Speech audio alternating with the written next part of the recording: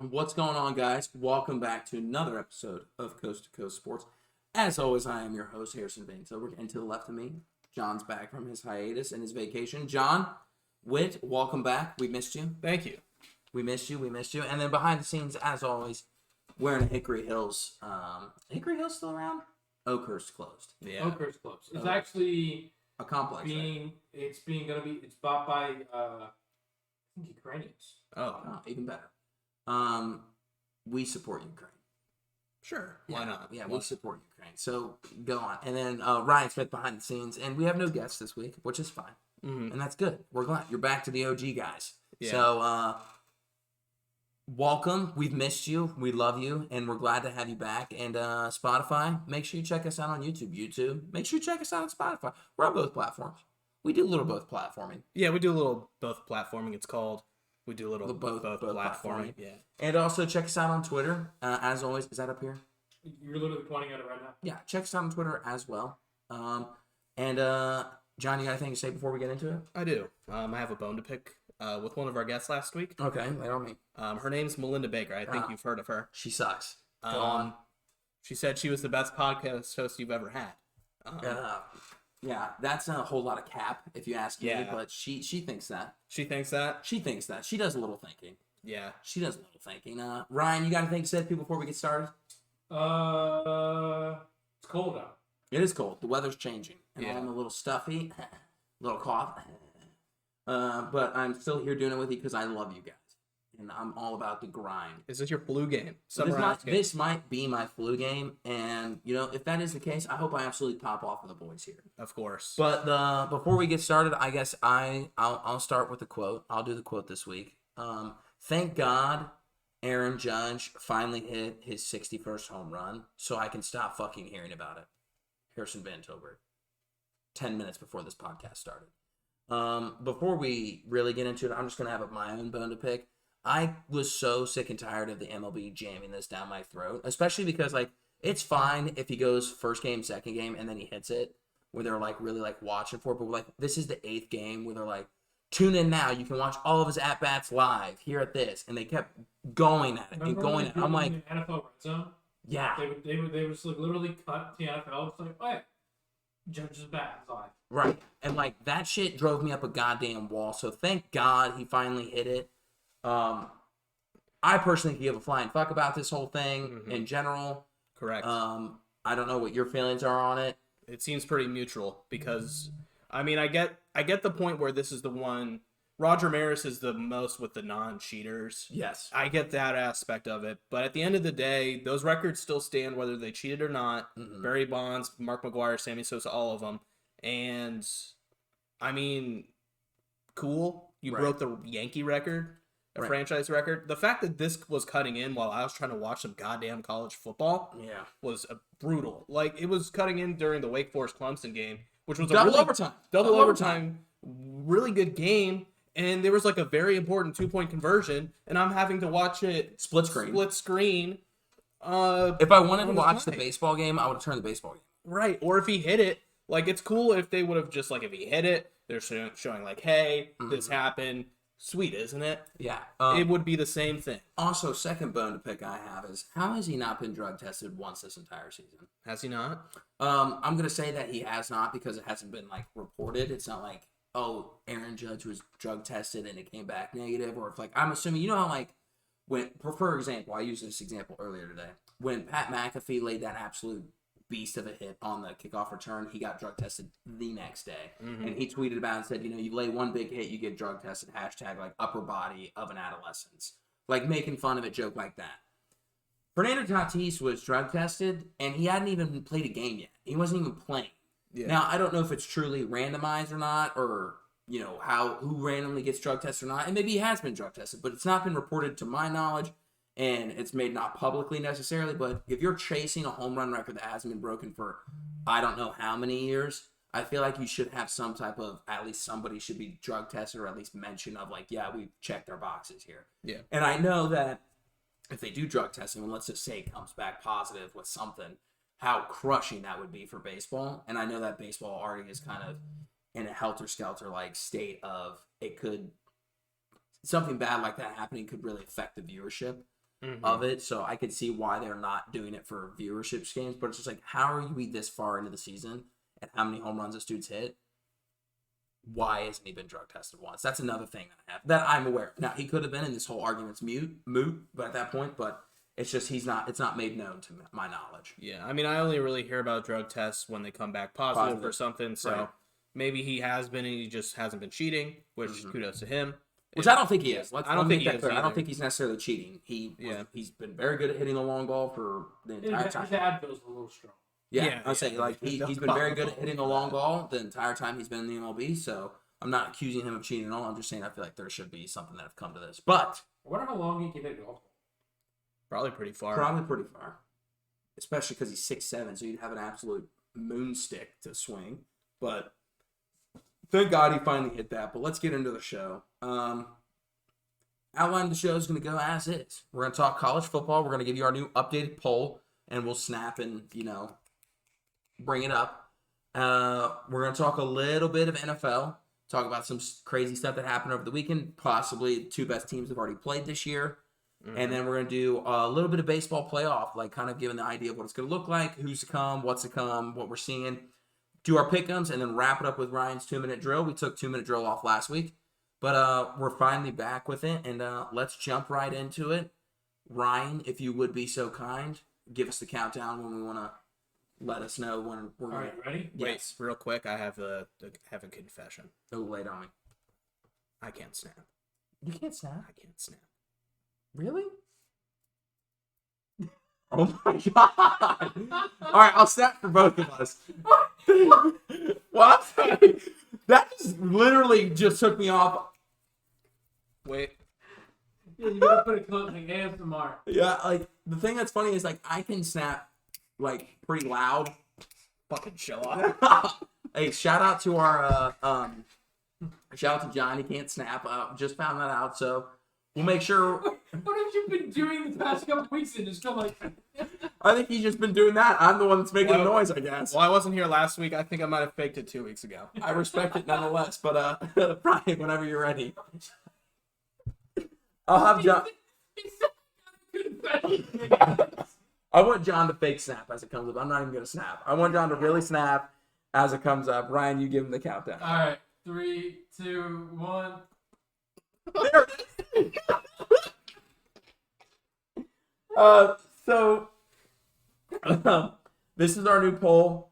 Ryan has it up on the screen, so for Spotify viewers, I will read it to you. We had some movement. I'll get into that as we go, but our number 1 through 5 goes Georgia, still at number 1, Alabama number 2, 3 Ohio State, 4 USC, Michigan 5, 6 through 10, looking at Clemson Tigers, Kentucky Wildcats, Tennessee Volunteers, 9 Oklahoma State Cowboys, number 10 Penn State Nittany Lions, 11 through 15 is going to be your NC State Wolfpack, number 12 Utah Utes, 13 is the Ducks of Oregon, 14 is Washington Huskies, and number 15 Golden Gophers of Minnesota. 16 through 20 is going to be the A&Ms of Aggies of Texas.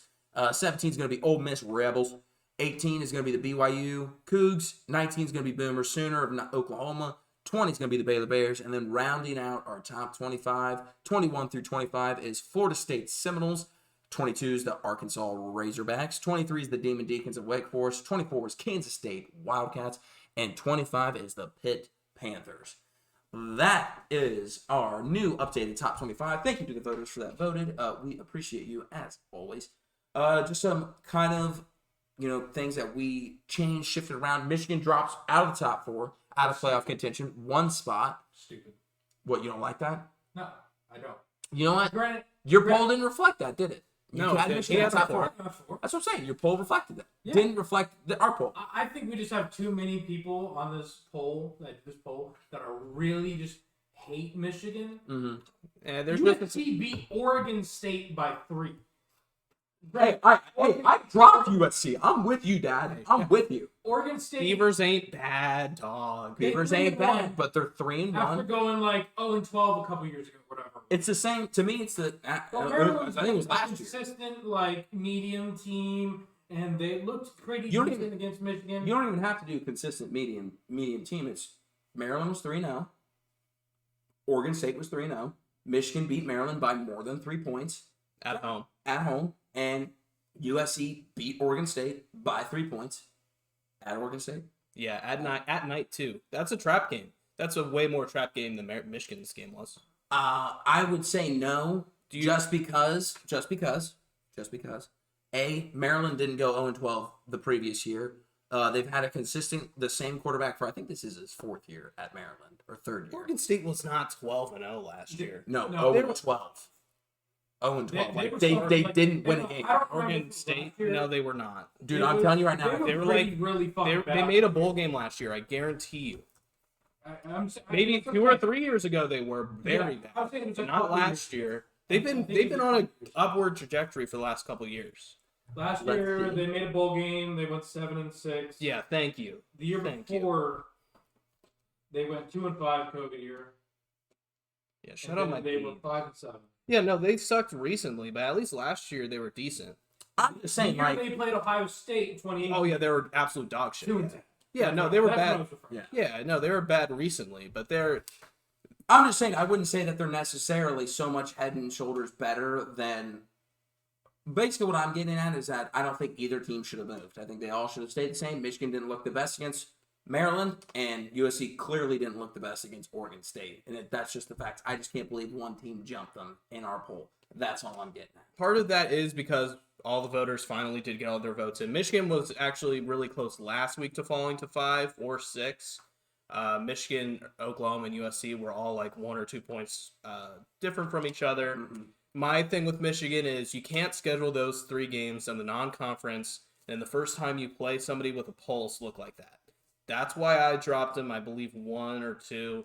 But that's just my gripe with them. They're still there for the playoff. They're still there for the hunting if they went out. But I thought it was appropriate to drop them 1 or 2 spots. I disagree. I know. Just because, like I said, USC beat somebody by 3. They didn't prove to be good enough to necessarily jump. I already had USC above them. It's just some other people finally got. Other people finally got their pulse. Maryland's gonna finish the year probably like, I don't know, 7-3 or 7-4 maybe. Maybe even better. 8-4. Because I think personally, because Maryland's on the East, obviously, right? Yeah, correct. So they got. I think they probably got 3 losses. They probably get Michigan clearly. Ohio State, do they play Ohio State this year? Yeah. Okay. Everybody in the East plays each other. Okay, cool. I didn't know if there was like the one team. So Ohio State, I could see them beating Penn State. To me, Penn State does not impress me that much. Now they haven't lost. When they played Auburn, how they played Auburn at Auburn, they impressed me. I'll tell you what, Penn State. I don't think Auburn's good though. Penn State in how the playoff poll typically ranks their teams, they would be ahead of Michigan. Okay, I'm with you now. Sorry, think about that. I run that back in my head. Don't get me wrong. I think based on resume and what they've done, I mean, I know more about Penn State than I do Michigan. I'll say that. Sean Clifford, dog. There's just more question marks with Michigan right now, especially after last week. That's all I'm saying. Like, they're still there. They're still 5. Like, it's cool. I'm not sure what the question marks would be. They clearly didn't lose, and they clearly stayed fine. Well, yeah, Ohio State could have lost to Notre Dame, but they didn't. I mean, we can say that about any team. USC could have lost to Oregon. They were more realistically. USC didn't lead Oregon State until the second half. Until I think, and they even took a late lead with less than a minute left. Michigan, they were losing the whole game. Michigan also got 2 fake interceptions too that absolutely blew Maryland's shot at a couple drives. I'm not sure. They didn't even review those. That was brutal. Brutal Big Ten officiating in that game too. Sure. Not even like did you see that though? No, everybody was reacting. Like, that's not even controversial. No, I'm just saying they didn't even review it. I'm just saying, sure, I'll give you that, but I'm saying Michigan led majority of the game, other than the they took the lead. They had the lead going into halftime. Did they? Yes. Okay. Blake Corum. It was the 4th down where they were they tried to do like a sneak up the middle, and then he broke off and ran for a touchdown before halftime. Michigan State. But I'm saying that USC was losing to Oregon State 90% of the game. Yeah, see. Okay, yeah. Oh, Michigan's or Maryland's defense. That I know what play that play pissed me off so much, but yeah. Go on. Yeah, no, it was a trap. It was a definitely sellout play. You think they're going to go up right the middle, and then first of all, we can't deny that Blake Corum had an absolute dog of a game. 200 and some odd rushing yards, 2 TDs or something like that, 3 TDs. Like, he had a great game, and I think he won Offensive Player of the Week for the Big Ten, rightfully so. But I just don't think. I mean, Oregon State literally was leading USC 90% of the game, and I just don't think it was enough to necessarily jump, especially because how good USC looked the previous 3 years. I think they had they were top 2 in offense and stuff like that. But that's the only thing. That's my only gripe. In our voters' defense, USC and Oklahoma would have been ahead of Michigan if everybody got their polls in. So that clearly to me would be wrong because Oklahoma, speaking of which, dropped major because they lost to Kansas State. Shout out the Nebraska Cornhuskers curse. Whoever plays Nebraska and then beats Nebraska has lost the next week. So right now they're 3-3. They're 3-0 on that. So whoever plays Nebraska next and whoever they beat, if Nebraska loses to them, be wary of next week and maybe hammer the other team losing. So we'll be curious to see how that works out. So Oklahoma drops. So speaking of them, John, Oklahoma drops 14 spots on our poll. Penn State cracks the top 10 finally. Arkansas, I know we mentioned them earlier, falls huge as well. And then Kansas, Kansas State, Florida State, and Minnesota. Gophers crack our top 25 this week. Finally. We've had we had Soda in our first top 25 that we ever did. But I think they had a close win against whoever they played week 1, and we dropped them out. No, we just had more voters that don't respect the Gophers. Don't respect the Gophers. Kansas, obviously 4-0, looking really good right now. Kansas State upsetting Oklahoma, crack our top 25 as well. And 3-1, they I think are winning the Big 12 right now, correct? There's a 2-way tie between the Kansas schools at 1-0 at top of the Big 12. Yeah, but I would say that Kansas State would probably be winning it, in my opinion, because of quality win. If you go to the how would they duke that out? So as of right now, I guess Kansas would technically be first because they're undefeated. Yeah, because I mean, at the end of the season, everyone's played each other, so it'd be head to head. But obviously, we've had no head to head yet. Mm-hmm. So Kansas would technically be first because they have the better overall record because they're 4-0 to Kansas State's 3-1. Right. And then Florida, Miami, Michigan State, and Texas drop out of our poll. Those are the biggest changes this week. I personally like our poll other than the Michigan one. I would have left Michigan as is. I think I had USC at my 5. Yeah, your poll's in. Yeah, I think USC cracked my top 5 anyway. Not like it's a.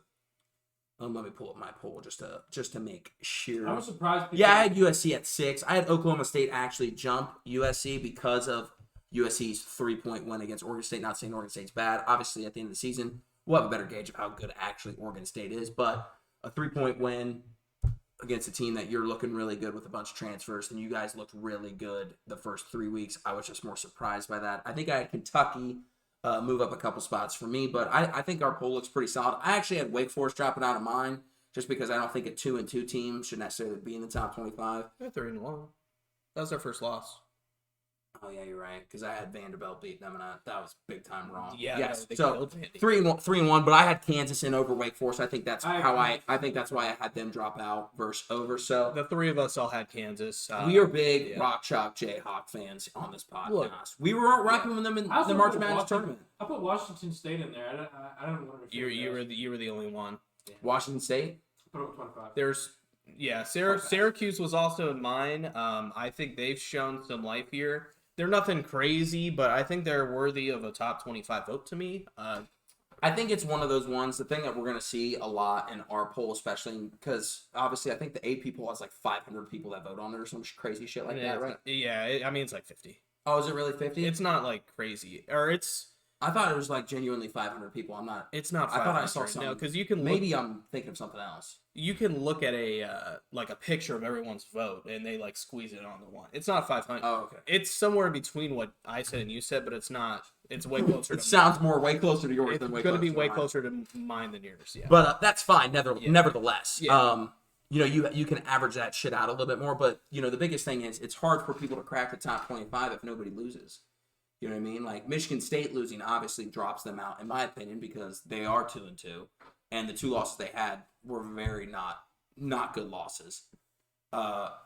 it's one of those ones where, okay, Michigan State drops out. Now I can put Kansas State in, or Kansas in, and all that stuff. But if Wake Forest doesn't lose and the bottom top 25 teams don't lose, then it's hard to squeeze in a Syracuse. It is hard to squeeze in a Washington State. The reason I threw Washington State in at 25, they lost a shootout game to Oregon by 3, and they didn't look bad doing it. And I mean, they're 3, and that was their only loss this year. Washington State, and they beat Wisconsin. Which Washington State found a way. I think they're up like 14 or something with like. Which beating Wisconsin isn't mean anything right now. Right now. I mean, but in Madison though, that's a long way to travel. That for them, that's a good win. But they were up, I think about 14 with like midway through the fourth quarter and found a way to lose by double digits, like Oregon. I mean, a good team, but I think that game was only like 40 to like 44. I think it was much closer than a couple. Well, I think they were down 10 at 34-22, and then Oregon scored 3 touchdowns. Yeah, but I think the score ended up being like one possession, but they were at one point down 10 points, and it was just like, how do you go from being up this big to being down by double digits within that span? It's almost like a Browns thing, but like you were down double digits. Yeah. I mean, that's the one thing that, I kind of felt with like the Michigan game too, especially. Michigan was up by 2 scores, and Tua didn't even come back. Tua's brother, which he's basically Tua too, the way that their names are spelled. It's still T-U-A. It's Tua. Yeah, Tua, and I'm not even sure what Tua's first name is. Tua. Is it just T-U-A? Yeah, T-U-A is okay. Tua Tagovailoa. Yeah. The thing is, like, Michigan was up by 2 scores. There was like 2 minutes left to go in the game. And they didn't even jog. They didn't put Tua back out. They put the backup in. That came back in after he got rocked in like the first half or maybe early third quarter. So I think Maryland just mailed it in, and then obviously Maryland's mailing it in. I think that Michigan probably put some secondary in, or just your typical, hey, let's put some of the backups in. I think Michigan had backups in. I don't think they had their starting lineup in. Well, let me phrase. No, I'm not tapped into Michigan football as much as my brothers are. They said they had some of their secondary guys in. It wasn't their front 11. If they did, it was because they had guys out because of injury. And again, your brothers would know more than me. I don't know what their secondary injuries were, but I mean, they could have recovered an onside and still won the game. I would have still 100%. Had starters in. No, 100%. I'm not disagreeing with that. I was surprised Maryland mailed it in. Personally, I don't think they mailed it in. Took your starting quarterback out, and you had the ball. It's not like he was hurt. He came back out every possession after that. He was limping. No, because he missed a possession, and then he missed one possession. They punted it. Yeah, and then Michigan got it back. And he came back in and played the rest of the third quarter and 90% of the fourth quarter. Yeah, but he was limping it. He was like, he looked hurt when he was still playing. He can look hurt all he wants. It's the whole Baker Mayfield thing, right? You can look hurt, but if you're on the field, you're the guy. If the coach pulls you off, then that's fine. But the way I looked at it, the way I viewed it, is Maryland was like, look, we're down 2 scores, sub 3 minutes left, probably not going to win this game. Let's put it. And then they scored. They're like, shit, we might have life now. Now we got to do an onside kick. I don't know thought process. Maybe Tua was truly hurt. He got crushed a few times. So I would say, yeah, he probably was hurt. But I feel like you don't put your backup in when there's a chance to still be within the game. That's all I'm saying. Well, I think he tried. Unless he truly couldn't go. But they didn't come out and say that. You know what I mean? The announcers didn't go. Realistic. Well, the announcers aren't going to know that during the time. Why not? They don't. They always say, "Oh, we've got Trey Sermon when he went out with a broken collarbone against Clemson."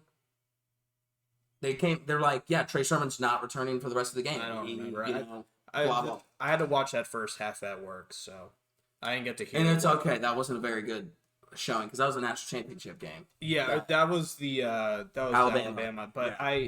I mean, I was watching the game. I just couldn't hear what the announcers were saying for that. So. Yeah, I'm just saying the announcers are a little bit tapped into it. Yeah, now, maybe they don't know if they're tapped in when there's only 3 minutes left in the game. Maybe they're not going to be like, hey, why isn't he in? I don't think Holly Rowe's getting the report that Tua's brother is going to miss the final drive. That's all I'm saying. That's fair, and you might be right. I obviously don't know this. I'm not a sideline reporter. And Ryan, you sideline reporter? I feel like that's more something you get during the commercial break, not because I don't think they went to commercial like when that. Well, they scored a touchdown. You go to commercial after a touchdown, right? No, not always. You don't just go immediately to a kickoff. Somebody's got to make money somewhere. I mean, again, it's just not always. Stroud? I would be surprised. No, he's like he can go to the draft. He's a true. He's a redshirt. Yeah, he's a true. He's listed as a junior on ESPN. So is he a true junior? He's a redshirt sophomore. So he's a third year. So that's still a true junior, though. He's a junior. Well, I mean, like, he redshirted his freshman year. Right. When I think of, like, redshirt, like, when somebody does redshirt, yeah, I usually think that on ESPN that they usually put that. I don't know. Unless he played enough to... I mean, he's going pro. He played one down, scored a touchdown against Michigan State. Are you sure? Yeah. I was going to say, because, like, it's one of those ones where I know who was Ohio State was playing, like, Michigan State at the end of the year when they beat the shit out of them, and it's like we couldn't put Quinn in because he had, like, one or two... It was like put one... Stroud in, he ran the ball, and for a touchdown. No, Stroud was a starting QB last year. He's talking about... I thought you meant... 2020 was the year that Stroud played one play. No, I'm not. Ran the ball 48 yards for a touchdown. No, I'm talking about last year, Michigan State, when Ohio State beat them by like 50. Yeah. And then we couldn't like put Quinn in because it's like if he had like one more down or two, like he would lose his eligibility as like a red shirt. And then it was like the next guy we couldn't put in because he would lose his eligibility. So they like put in like the fourth string guy. And they're like, why the hell is this guy playing? The announcer ended up explaining all of it or, whatever. Or one of the guys on Twitter explained it. Yeah, and that's why they're like, why is CJ Stroud still in? They're like, well, we can't really put anybody else in unless it's our fourth string guy. And it's like, why the hell we put him in? So I thought that was kind of fun. But I feel like our poll pretty much represents a pretty good amount of what we think, other than the fact that the Jayhawks of Kansas aren't in. At least the people in this room. That one was brutal. Hopefully they win again and crack it, and maybe, who knows, rate Arkansas. I think Arkansas will be a trap game. Talk about trap game. I think Arkansas can create some noise for Alabama. No, I think the under hits big. What's the under? It's like 61. I think it's a huge low scoring game. No, I just mean I think Alabama loses to Arkansas, not an under point. Oh, I don't think they lose. I'm saying it's a trap game. I think they could. Is it at Alabama? I have no idea. It might be at Arkansas. Because that's conference play, right? It's not like it's a true road game or anything. Because we know that Alabama doesn't do those, or not just Alabama, any SEC people don't. I guess it's in our Fayetteville. Fayetteville, Arkansas? Yeah. There's like fucking 50 Fayettevilles, I swear. Fayetteville, North Carolina, there's Fayetteville, Ohio. Yeah. Fayetteville and Lafayette. I hit a goddamn deer driving back from a football game in Fayetteville, Ohio. Motherfuckers. But I feel like that represents pretty much our polls. And Ryan, you have the playoff, correct? For MLB? No, the college football playoff. What it would look like for 12. Yeah. The one without the logos. So we have, with the college football expanding to 12 teams, we have what our 12 team would look like in this scenario. And right now for Spotify people, we have 1 Georgia, 2 Ohio State, 3 USC, and 4 Clemson. That would be just the way it shakes out right now. Mm-hmm. Conference champs getting the first round bye. So as of right now. With Georgia 1, Alabama being 2, Georgia gets a conference bye. Alabama defaults to 5 then.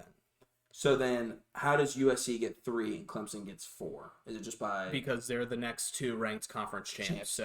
So USC goes, since Alabama's now can't get a bye, USC goes to 3, Clemson to 4, because Michigan can't get the bye either because Ohio State's taking the Big Ten representative.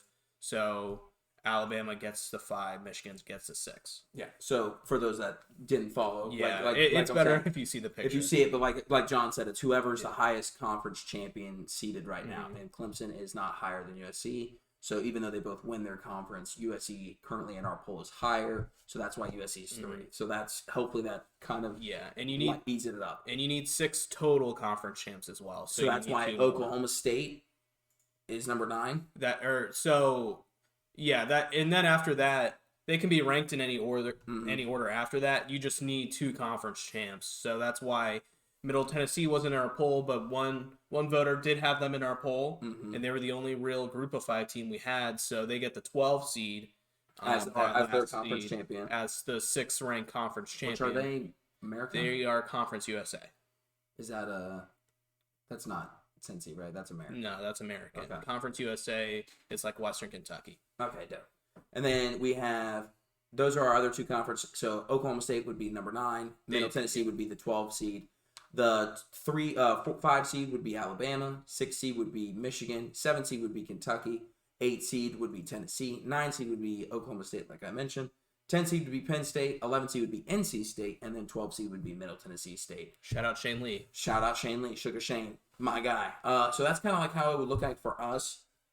Personally, I hate every minute of this, but that's just me because I don't think there's 12 good teams in college football to play a damn playoff for. But I'm one of like maybe the 1 percentile that probably hates this. I know that most people probably are for this. I mean, again, this is something that we brought this up when it was officially announced, or at least I did. I think you bring a 12-team playoff, the recruiting pool and the transfer portal would help even things out a lot more than what it is right now. So big time. So before we move to our next segment of the show, let's talk about our first sponsor, Pete Abilities. Best street food and fast casual food you can get on the market. Pete Abilities is a one-stop shop for all your pita needs. They've got all the meats, chicken, gyro, and if you also don't want to do meats, they have vegan options as well, as in falafel, or you can just get a veggie pita as well. So make sure you check them out on their website down here somewhere, right here, one of them. Check them out on their website. They'll tell you where their trucks are at for the day, or if you want that brick and mortar feel, check them out in Crooked Can in Old Hilliard, Ohio.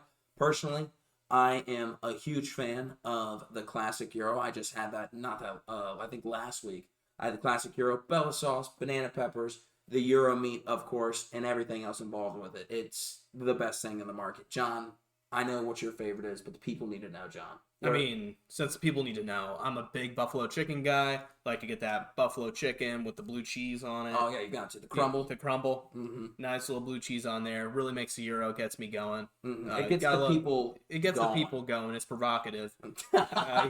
Good reference. You gotta love the Pete Abilities buffalo chicken pita. And also they have sides too that you can now knock your socks off. The feta fries, huge fan favorite with the Bella sauce coated in them all. So make sure you check out the guys at Pete Abilities in Old Hilliard, Ohio, and Crooked Can, or check them out on their website, see where the food trucks are at. Food trucks were actually down on campus. Ian, our good friend Ian, had them for lunch one day. So, make sure you check them out, and we appreciate them for sponsoring the pod. So tell them that we sent you, and tell them that we love them just as much as you do. And hopefully you love them as much as we do as well. I mean, I love them, so you have to love them. Yeah, that's what I think that's how this thing goes. But shout out Pete Abilities. We appreciate you. Moving on. NFL Week 3. Yes. Officially in the books. It was. I am a much happier camper this week than I was the last 2 weeks. I bet you were, yeah. The Colts winning against Kansas City in the most, I don't want to say dumbest way, because we definitely should not have won that game. I have no idea what that guy said to Matt Ryan to get a 15-yard penalty to get us an automatic first down. That ended up being the game-winning drive. To get a flag and a 15-yard penalty. I have no idea what he said to him because he didn't push Matt Ryan, he didn't shove Matt Ryan or anything like that, but he said something, got an immediate flag for it. So I thought there was also some stupid flags just in general. Like we got an unsportsmanlike conduct as well on a kickoff. And I think it was because our guy was talking to the official. So yeah, I just kind of got the highlights of that game. I didn't see. Yeah, it was a very weird. It was just a very odd officiating game. But hey, a win's a win. I'll take it. Yeah, for sure. Browns look good against the Steelers. Thursday Night Football, short week. Anytime you win on a short week is a good day, right? Yeah, no, it's awesome winning on Thursday night and then just being able to watch the game, just knowing that your Brownies had already won. It's just huge. It also creates a less stressful environment on Sunday. It allows you to enjoy your Sunday football experience a little bit more. Ryan, sorry about your Steelers. There's always next week. The other exciting news, Bengals picked up their first win. They finally figured something out, beat the Jets, kind of handily, I want to say. I wouldn't say like it was necessarily the closest game in the world, but it wasn't like a blowout. It's about what the Browns would have beat them at if they didn't choke the game away. So, other kind of big takeaways, Bills, Dolphins. I wouldn't say it was a very good game. It was an entertaining game, but it wasn't like, I thought it was going to be a barn burner of just, I thought the final score was going to be like 56 to like 50. Just absolute straight shootout like that. Rams, Chiefs, regular season game, like where Jared Goff and Patty Mahomes, like the final score was like literally 45 or 50 something to the other. Like it was an insane just touchdown after touchdown after touchdown. That's what I was expecting. I didn't realize it was more of a defensive game than what it was.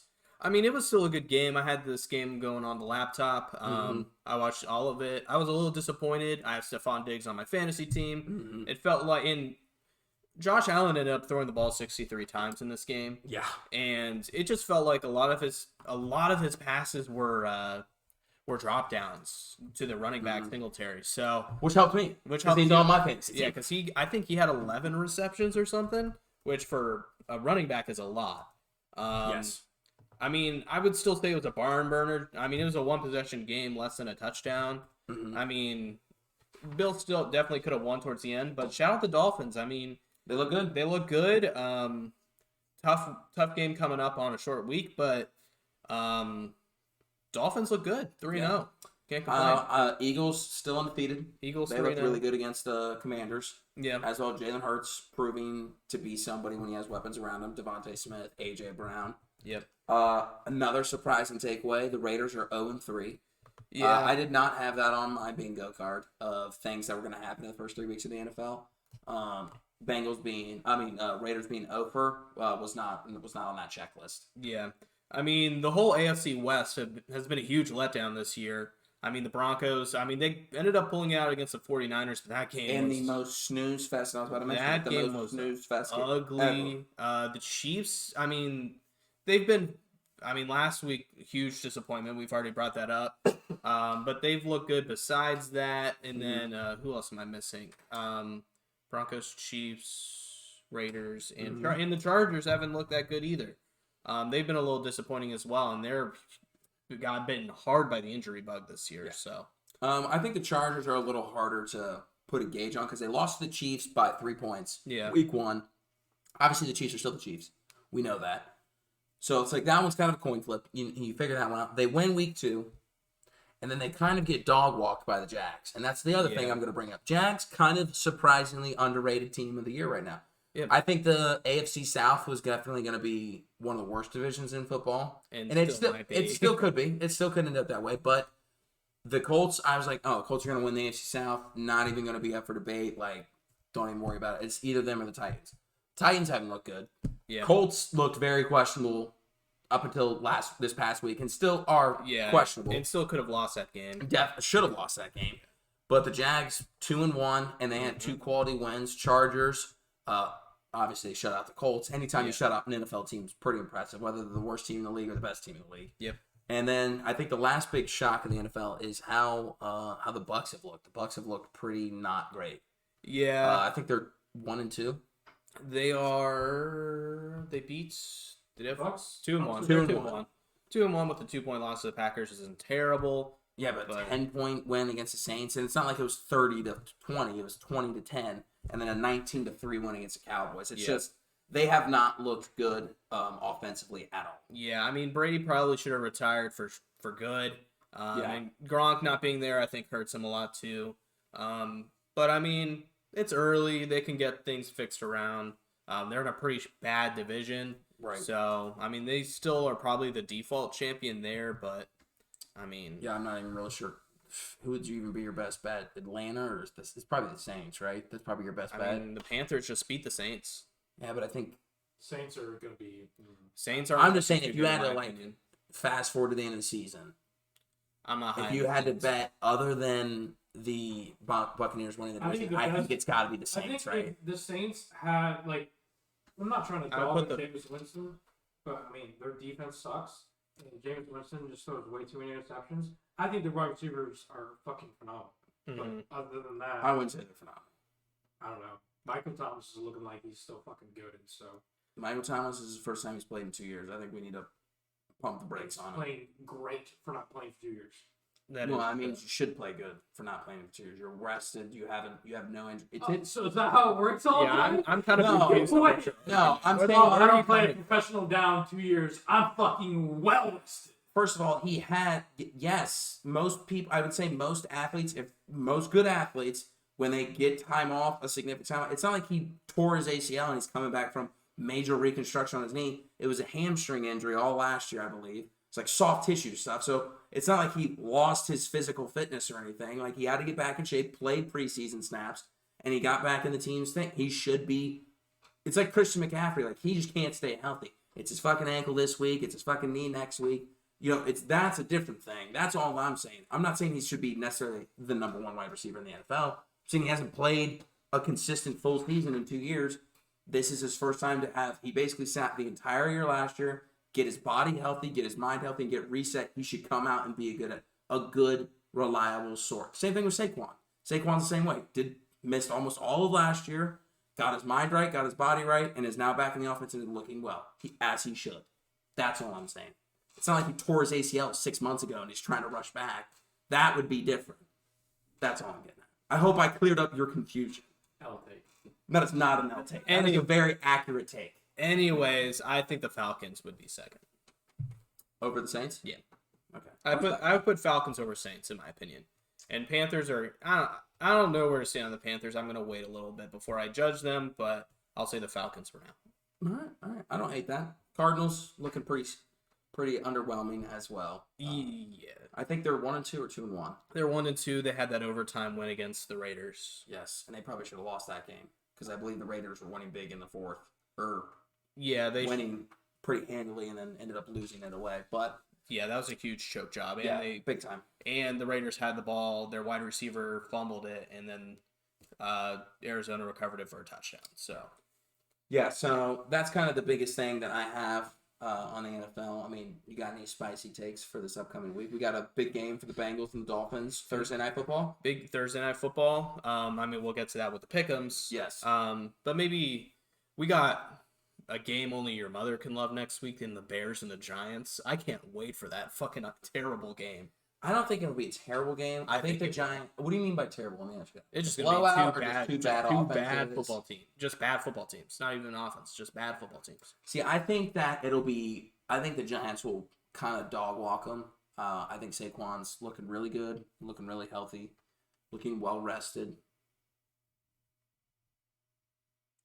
Don't shake your head at me. Looking well, looking healthy, looking good, and I think that he almost. I don't want to say single-handedly carried them almost to a win this past week, but definitely put them in position to beat the Cowboys. But I can see that being a very interesting game. But I think that the Giants will walk away with that one pretty handily. I think an underrated game for next week will be Jets and Steelers, just because I believe Zach Wilson is on the docket to return finally. He is. That kind of worries me though. I mean, if I were a gambling man, I believe. This game is a 4.5 point spread. Did it go up or down? I'm not entirely sure. It's just the only thing is I'm confused. We go back one. Yeah. I think I know what I have with Joe Flacco, just because I've seen that so far this year, and I haven't seen Zach Wilson yet with these weapons. So I'm kind of leaning towards Steelers in this game. I think it'll be an. But we'll see. I mean, I'll have my eye on it for sure. I'm kind of leaning Steelers here. Yeah, I would lean Steelers as well, just because, like you said, you have more knowns about how Joe Flacco is going to play and how he's going to put you in position to win. But I think that'll be a good game. I think the Jags and the Eagles might be a good game with how well the Jacksonville Jaguars have played, and the Eagles are, to me, the best team in football, or at least has played, I think, the most complete football games from start to finish. You could argue that the Dolphins looked a little shaky at some points, especially going down big to the Ravens, but I know they came back and won that game, but still went down big. Bills clearly didn't put it together there against the Dolphins this past week. I feel like a complete game there as well. So I think that'll be an interesting game. I think you should look out for the Patriots game as well. I'm not sure if Mac's going to play or if it's going to be Zappy. Zappy? Is that his name? Zappy? Or is it the Western Kentucky guy? Billy Zappy, yeah. Yeah, I didn't know if you say Zappy or is it Zap? It's Zappy. I just didn't know that was their backup quarterback. I didn't know he's playing. I just got so excited. I don't know if he is the first number one option, but I believe he is their backup. So I don't know if he's going to start. I know that he's questionable return. I'm a big Topper guy. If he's playing, I will have this on the main TV. Yeah, you're going to be hammering that. And then also look for the Chiefs and the Bucks. Patty Mahomes versus Tom Brady's Super Bowl rematch from a few years ago. Yep. So we'll be curious to keep that tapped in, and we'll do some pick-ems here, and we got some games to pick on. So it'll be a good week. I think it'll be a good week. Ryan, I got a question for you. Yeah. Do you think it's Kenny Pickett time with the Steelers? Might have to be. Might have to be. That's what I'm seeing from Steelers fans after the Browns game. I don't know. Just their whole offense as a whole just can't get anything done. Yeah. before we move on, I want to say to the Stellars, I feel like you guys are purposely not using George Pickens at this point. He looked so good preseason and has not done anything. I don't know if there's something going on in the locker room or, the schemes just aren't going towards him. But I feel like you drafted him for a reason, and you drafted him pretty high up, and, not necessarily like the first round, but you drafted him as, I think, your second pick. Second round, yeah. And he's a very good. He lit up all of preseason. I feel like you have to give him some looks here, not force it, but he's probably your best wide receiver. And he got Maybe lot of Claypool's better. I don't know. Yeah, I mean, right now I'd put Claypool above him. I mean, I saw he played a lot on Thursday. He just the first 2 weeks he didn't really play. Mm-hmm. So I mean, he's been playing now, but so I think that'll be. I mean, they can play Pickett. I would rather they would. As a Steelers fan, I probably would too. Well, I would love to never see Mason Rudolph play for the Steelers again. I just don't like Pickett. Well, I personally think, and I said this a couple weeks ago, and I think I even said it before the season started. I said I think that they should play Pickett right off the gate because they need to know whether or not this kid can play. Because if he can't, then it's time to just tank essentially and go get one of the 7 quarterbacks that are going to be available this coming draft: Bryce Young, C.J. Stroud, just to name a few that are probably going to be coming out. Caleb Williams, I think, is eligible. Sam Hartman also eligible. So it's not Kentucky guy. That's I don't know if he's eligible. Aren't you big on him? Or Me? Is it Kentucky or the Tennessee quarterback? Hendon Hooker is Tennessee guy. Who's the? I know the Kentucky guy's name. Give me one. But I think you need to figure that out right now. If Kenny Pickett is a guy that you can build your franchise around, so throw him in the fucking Will Levis. That's his name. Throw him in the fucking ringer right now, so you can figure that out. But that's just me. Well, the thing is, they went after Mitchell Trubisky thinking that he can at least guide them to the playoffs, kind of like a Brissett, kind of like with the Colts a couple years ago. They thought they were picking up something like that with him, and I think they can. I just don't think they have any weapons. I think Claypool's not do it too against the Jets. Yeah. I mean, I thought Freiermuth, he's a good weapon. I thought he had a really good game on Thursday. I mean, they have guys. Claypool, they got Pickett if they play him. I think it's one of those ones where it's like if they had a Joe Burrow, if they had a Patrick Mahomes, Justin Herbert, a guy that is in the upper echelon, then they would be a solid team because they do have decent weapons. But I don't think Mitchell Trubisky is one of those guys that's going to be able to elevate. Like, his ceiling, and you know what he is capable of doing. And I don't think his capability is to make Pat Freiermuth, George Pickens, Chase Claypool so much better that you're going to be able to just, see it right away. I think that's my issue with him. But we shall see. Before we move on to our baseball talk, which I'm the most excited to talk about because we have our playoff pictures finally kind of rounding out here. Mm-hmm. Let's shout out our next sponsor. Of course. John, it's getting cold. It is. The weather's dropping and dropping quickly.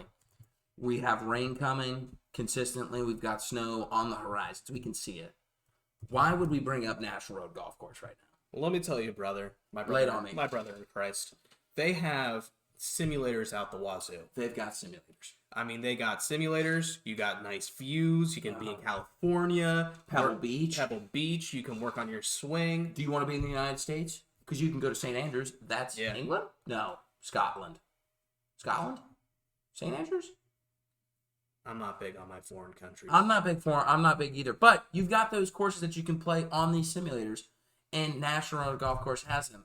But also, to throw it back at you, John. Yes. While the weather is still decent and you can still golf right now, check them out too. You can play Scotland. I got it back.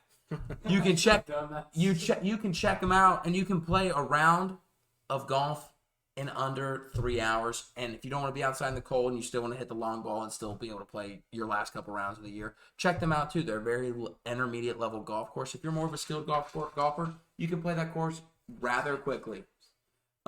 Please make tee times on the weekend as well. We appreciate those. But make sure you check our friends out on National Road Golf Course just outside of West Jefferson, Ohio, in Route 40. They've got the simulators. They've got the 18 holes, link style, no traps, one water hazard, very player friendly. And they also got driving range if you really want to hone in your game. So make sure you check them out. Make sure you tell them that we sent you. And be a friend, tell a friend. We love them. So moving on to our next topic. Ryan, I believe you have the MLB postseason picture as of right now. If the season ended today, am I gonna have to snap again? Yes, you are. You're gonna have to snap again, John. Whenever you're ready. Let me know, Ryan. All right, ready? 3, 2.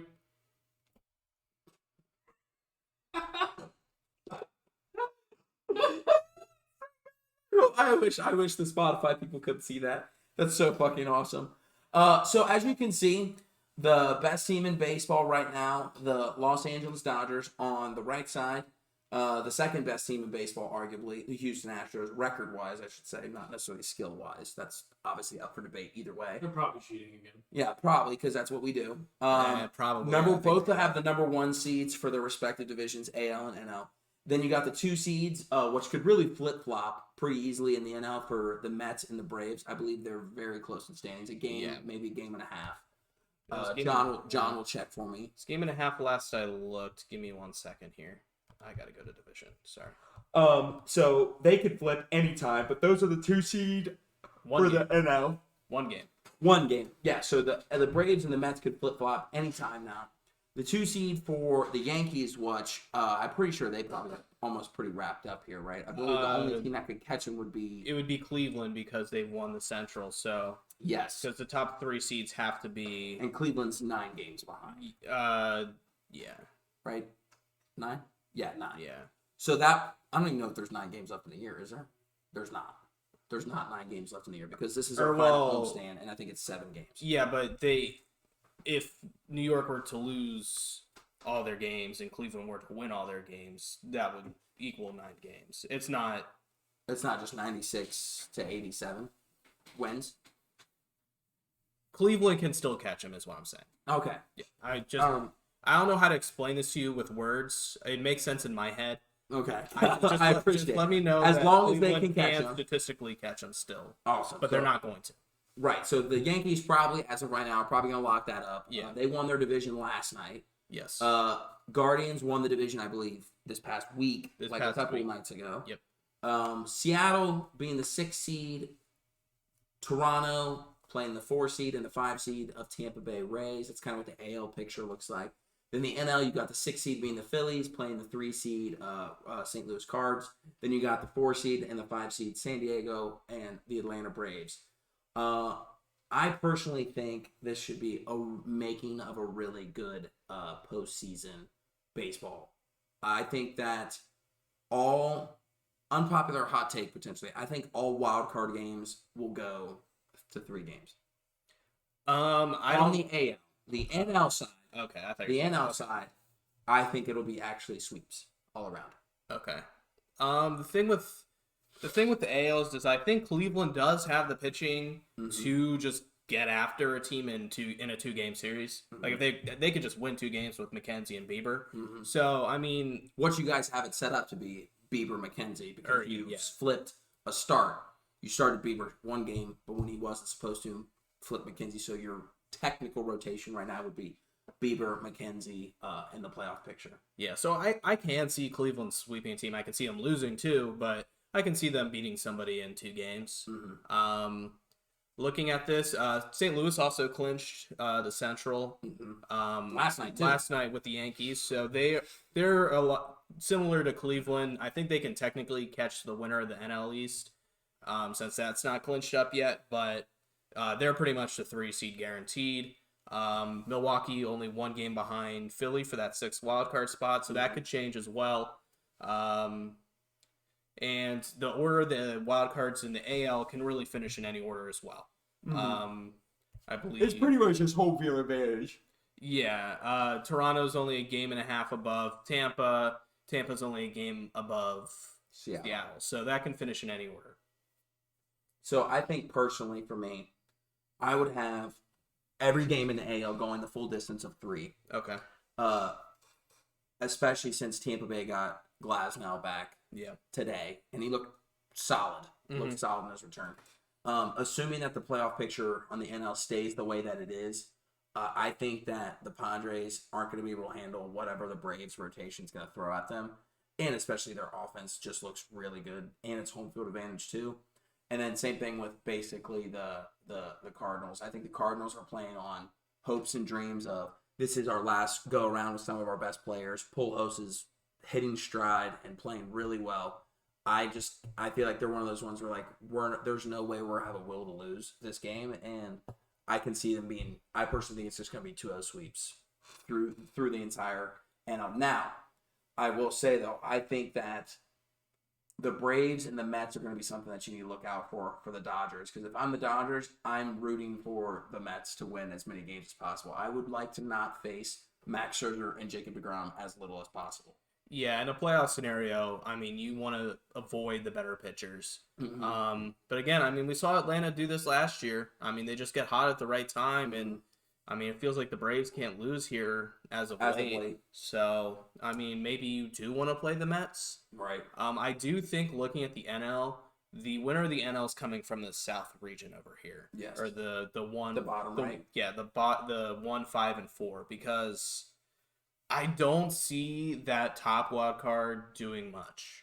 And I think the Mets might be a little feeble. I don't think the Phillies have enough offense to get them through. I think their pitching is going to be okay and it's going to be decent, but I really don't think the Mets are going to really rely on their horses of DeGrom, Scherzer, and Edwin Diaz, their closer, not necessarily their starting pitcher, but also like Cookie and maybe Walker. They're going to have to really rely on those guys because sometimes their offense can be really good and sometimes their offense can be really non-existent. So we'll be interested to see, but right now I think it's you're going to be hard pressed to have anybody but the Dodgers come out of the NL. Their plus minus, I think on runs is like over 300 something, like run differential is just insane. It's some of the best that we've seen in baseball history. So I think anybody betting against the Dodgers would be very, very foolish. Yep, I agree with you wholeheartedly. But outside of that, I think the AL, I personally like the Astros coming out of the AL, either going back-to-back World Series, but I'd really like them to make the championship series for sure. For the 6th straight time, I think we would set an MLB record because I think only 2 teams have made it 5 times in a row. It was from the AL. I believe it was no, I think it's both. Both. It's the Braves and the A's are the only 2 teams that have ever made the championship series 5 times in a row. I'll take your word for it. And we went to our 5th one last year. So if we go to this one this year, it'll be the 6th one in a row, which would be really cool to have your name on. But I'd prefer Seattle to win a couple more games and Tampa Bay because I like my odds against Seattle more than I like Tampa. Glass now coming back. Doesn't put a fear in my heart, but it's just another arm you got to worry about. And I'd prefer to. He's well rested, hasn't pitched all year. He's gonna have a great comeback. See what I did there? See what I did there, Ryan? I wish you guys could see Ryan's face. Well rested, hasn't pitched all year, looking good in his first return. He just makes me nervous. That's all. Yeah, I mean, I agree with you. I do think the Astros are it's kind of theirs to lose. But outside of the Astros, I mean, those other 5 teams, I think any one of them could be their opponent in the ALCS. I think it's pretty deep. So, I mean, the Yankees haven't been good as late, but they got out to that such a good start to where you think there's still something there. Guardians have won like 18 of their last 21. Guardians have the 2nd best record in baseball of September and later, behind the Astros, and I think it's like 17-6 or something like that. Yeah, I think they lost last night. So, I mean, who knows what we got with them in a playoff scenario? I think Seattle they have something to prove. Haven't made the playoffs since 20 years. And then you kind of have 2 battle-tested teams from a really good division in the AL East. So, I mean, who knows? It'll be a fun playoff for the AL at least. I think the NL is going to be pretty much either the Dodgers and the Braves. I have the Dodgers and the Braves coming out of it, assuming the Braves move to the 2 seed. If they don't, I think it's going to be the Dodgers and the Mets, personally. But that's only just because the Mets won the division. It's not because I think they're the necessarily better team. But I think it's going to be Astros I think it's going to be Cleveland. Cleveland's playing their best ball right now. I'll tell you what, I think if Cleveland can pass whoever they play in the wild card, I do think they have a shot to beat the Yankees. The reason I also say that is Cleveland ranks 29th out of 30 MLB teams in home runs. And to me, I think the reason you win playoff games is small ball. And the fact is, I think Cleveland maybe plays the best small ball in not necessarily all of baseball, but definitely in the AL. They are top 3 in that category. Mm-hmm. And they are very stingy when it comes to pitchers. You work pitchers in and out of games, and I think that's going to be very beneficial to them. Good pen as well. Great pen. There's a couple guys I don't like in the pen, but outside of that, Clase is one of the best closers in baseball. Arguably the best. Yeah, got a couple good relievers in there too. Brian Shaw worries me, but I think they can beat the Yankees. Like you said, Cleveland, they just kind of have a way to win without relying on home runs, and it's a little more. It's more reliable. Right. We'll just say that. It's something that's more proven. Yeah. You don't have to rely on the long ball to win it. So I think it'll be interesting, and I think it'll be a good game. But let's move on to our next segment, the Pick'ems. Let's bring it up. I believe I am in second place still. Yes, you are 24-16. I am 27-13, 3 games above you. Ryan just 2 games under 500 at 19-21. Ryan, you're really doing a barn burner over here, bud. Lighting the house on. Hey, this is your week, Ryan. And I believe our guest pickers actually beat all of us last week. So they actually tied me. I thought they did. So Am I pulling this up? No. We usually don't. No, we don't pull it up. No, because we don't want them to know our picks before we say it. Yeah, it defeats the purpose of us talking about it. YouTube box. So yeah, they went. Our guest pickers, they went 7-3. I went 7-3. You went. What'd you go? You went I think I went 6 and 4. 3, 4. Oh, you won 4 and 6. You only won 2 in NFL, and then Clemson, Kansas, Michigan State lost. Oh no, my bad. You won 5 and 5. Oh, okay, cool. Tennessee won. My Yes. bad. Rocky Top. You'll always be home, sweet home to me. It's great to be a Tennessee volunteer. Oh yeah. So John, Pick'ems. All right, first game, we got a Friday night college football action, Pac-12 action. We got the Washington Huskies traveling down to the Rose Bowl to take on the UCLA Bruins. Ryan, who do you got? Which one did I go with this? You went with the Huskies, bub. Yeah, you went Huskies. Because we're a wolf pack. I'm going Huskies as well. Yep. I usually have it pulled up, so I forget because I'm stupid. No worries. I also have the Huskies. Think it's closer than people think, though. UCLA, not a bad football team. Michigan paid $1.5 million to avoid them this year and next year. So, next game, we got Kentucky taking on Ole Miss down in Oxford, Mississippi in the Grove. Ryan, who do you got? Kentucky. I think the Wildcats are going to be good this year. I think they're going to be the best team in the SEC, one of the best teams. So I'm going Kentucky. I think these are two of the most. I went Ole Miss. Fuck. Yeah, you went Ole Miss. What the hell's wrong with you, bro? I'm dumb. All right. I think these are the 2 most overrated teams in college football right now. We are going to see one team get propelled and talked about for winning this game when both teams honestly are trash. But I am going with the Ole Miss Rebels. Rebel up. Next game, we got some ACC action. We have the Wake Forest Demon Deacons trying to battle back from their loss against Clemson, taking on Florida State and Tallahassee. Ryan, who do you got? Florida State. Got it. I got the Demon Deacons. Bounce back win here. Yeah. I do a little fearing of the spear. It's called We Fear the Spear. Yes. I'm going with the Florida State Seminoles. Florida State, I think they should. I think after this week, if they beat Wake Forest, they'll be ranked. I think they looked decent, at least the beginning of the year against LSU.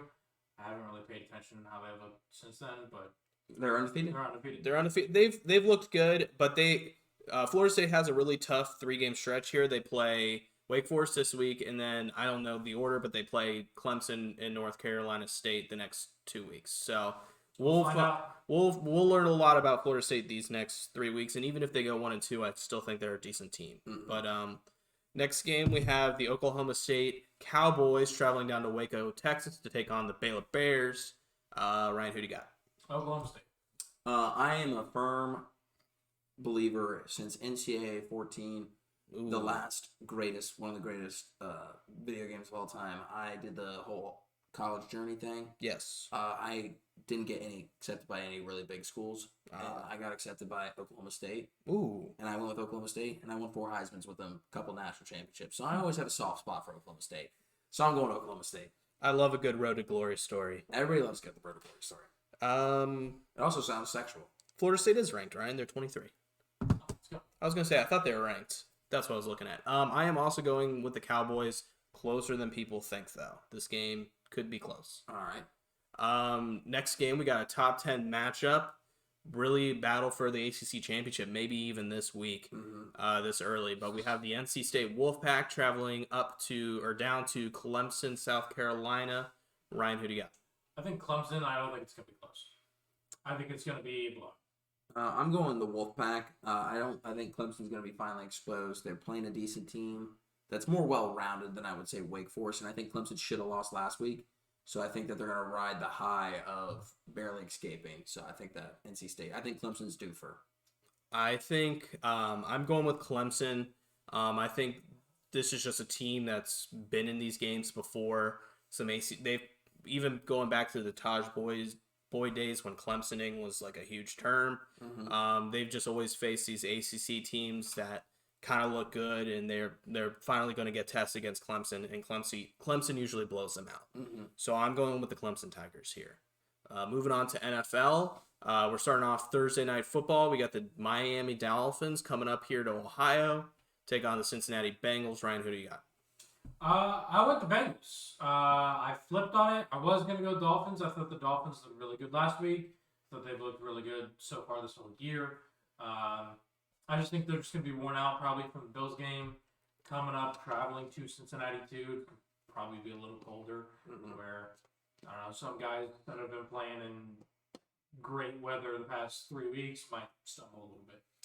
Yeah, this is going to be what I call my asterisk game. I'm picking the Bengals because I don't think Tua is going to be able to play. I know it's questionable right now, but if Tua plays, I would probably flip, but I'm not going to flip. I'm going to hold true to my guns. I'm going Bengals here, but don't be surprised if the Dolphins win because Tua plays. And look, I got Tua on my fantasy team. I got to ride with the Dolphins. So strictly on principle. Yeah, and also I just don't like the Bengals, so I'm going to go with the Miami Dolphins. I respect that. Next game, we got the Week 1 Super Bowl champions, Buffalo Bills, taking on the Ratbirds, the Baltimore Ravens. Ryan, who do you got? Bills. I'm going bounce back week. Bills. Look, sometimes you just got to lose and you find yourself. You look in the mirror, you look at what you did wrong, and you come back better. I'm going with the Buffalo Bills here, big. Next game, we got the pesky Jacksonville Jaguars traveling up to Philly to take on the Dirty Birds. Ryan, who do you got? Eagles. I don't think the young team of the Jacksonville Jaguars are ready to experience the absolute degenerates of Philly, so I'm going Eagles. I love me some Philly degeneracy. Give me the Birds. Give you the Birds. Next game, we got a 2020 Super Bowl rematch. We have the Chiefs taking on the Tampa Bay Buccaneers. Ryan, who do you got? I got the Bucks. I actually think this is going to be a statement game. I think the Chiefs are going to win big, and run it up. I'm also going with the Chiefs. I just trust them a little more than I trust the Buccaneers as of right now. That is Sunday Night Football. Monday Night Football, we got the Rams traveling up to San Francisco to take on their in-state rivals, the San Francisco 49ers. It is up. Ryan, who do you got? I had to run that back in my head. I was like, wait, hold on. I forgot the Rams moved. Yeah, they're in LA now. They're not in San Francisco. For a second. Yeah, I'm going Rams as well. Rams haven't looked particularly well all season. I think this is a good was I going to win it? Oh, that's not even get down. Never mind. I think the Rams are going to put it more together. They're going to look a little bit better here, but 49ers just have not looked good all year, even with Trey Lance. So I'm going Rams. Rams haven't played to the level that they want to play yet this year, but they've played better than the 49ers, that's for sure. So I'm going with the Rams in our final game. Awesome. Well, that's our pick'ems. And before we get to Ryan's 2-minute drill, we told you all that us three are in a fantasy football league together. Oh, boy. So let's give our fans a little bit of an update. I am 2-1. I beat Ryan.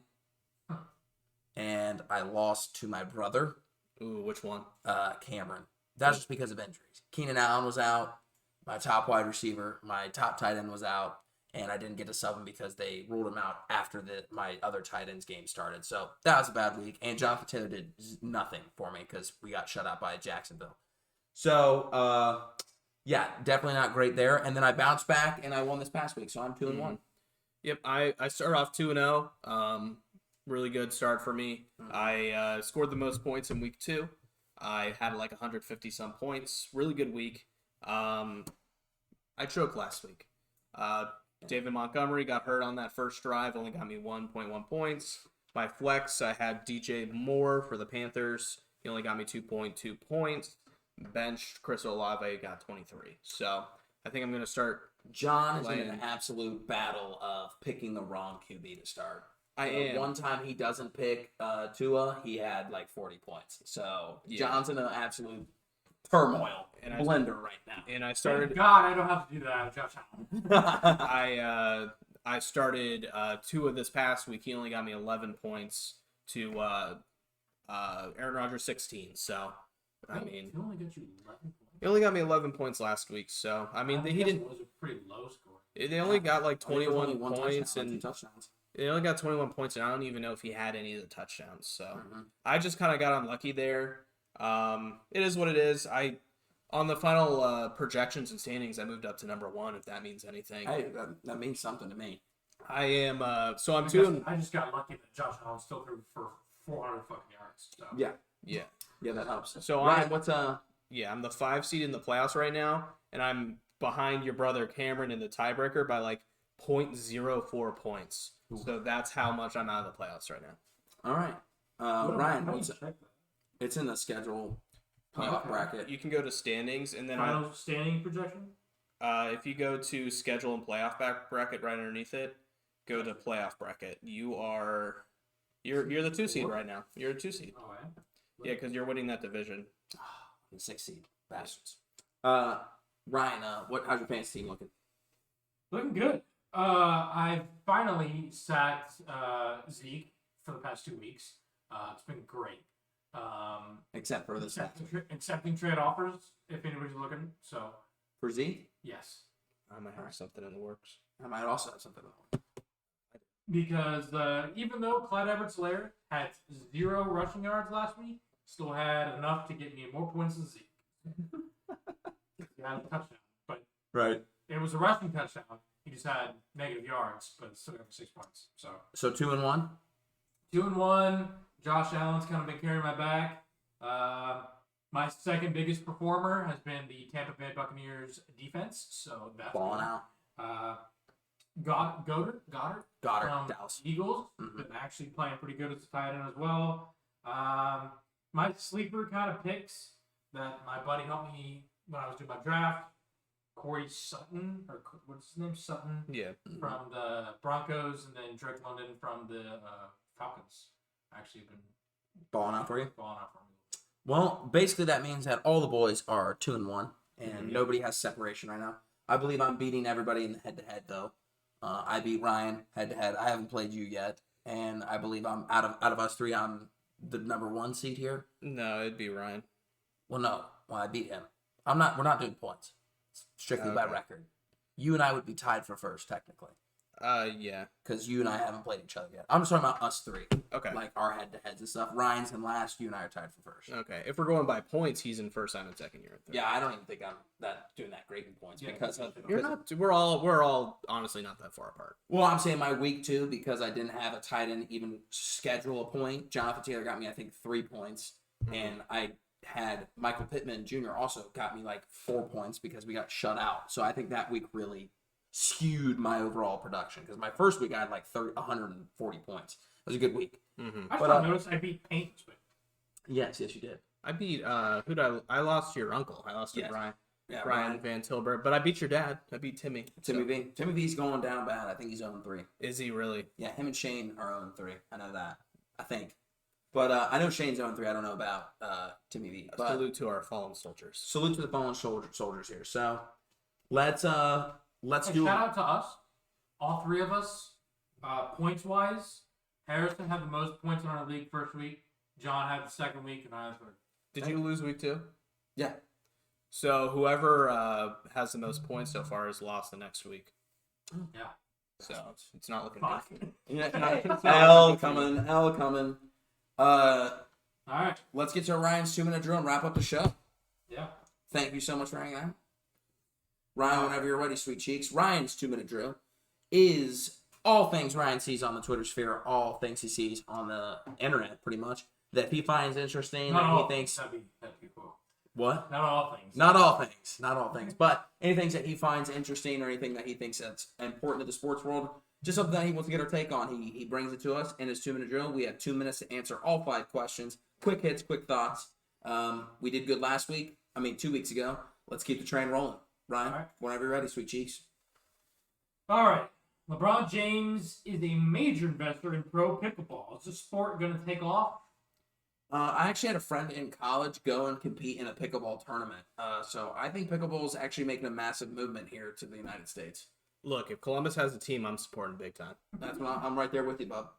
Columbus Picklers. Columbus Picklers.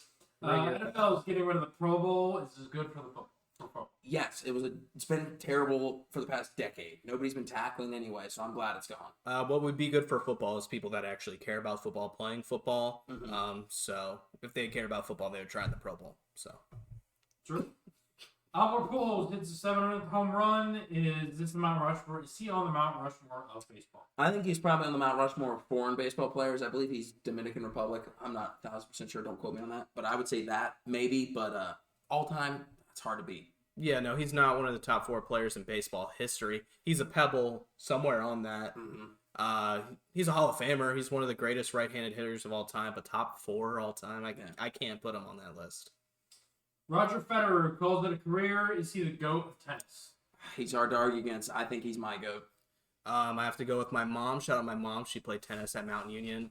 If you say Nadal, I'm gonna fucking kill you. I said my mom. Oh. Her mom's. I thought you were gonna pick Nadal because your mom No. likes Nadal. No, my mom played tennis at Mountain Union. So, Oh yeah, she's GOAT. so my mom's Right. the GOAT. Luis Castillo. Luis Castillo and the Seattle Mariners are agreeing to a 5-year, $108 million contract. Is he worth the money? I think he's worth the money. He's been really good for the Reds for a long time, and he's definitely a number 1 or number 2 spot for a good team.